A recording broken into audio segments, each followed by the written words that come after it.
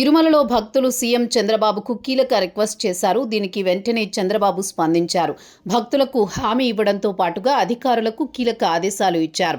తిరుమల పర్యటనలో భాగంగా చంద్రబాబు శ్రీవారిని దర్శించుకున్నారు. ఆ తర్వాత తరిగొండ వెంగమాంబ సత్రంలో అన్నదానంలో పాల్గొన్నారు. దేవాంశ్ పుట్టినరోజు సందర్భంగా ఒక్కరోజుకు పూర్తిగా అన్నదాన ఖర్చుకు అవసరమైన మొత్తం టీటీడీకి విరాళంగా అందించారు. దర్శనం కోసం వేచి ఉండే సమయాన్ని మరింత తగ్గించేలా చర్యలు తీసుకోవాలని పలువురు భక్తులు సందర్భంగా సీఎంను కోరారు.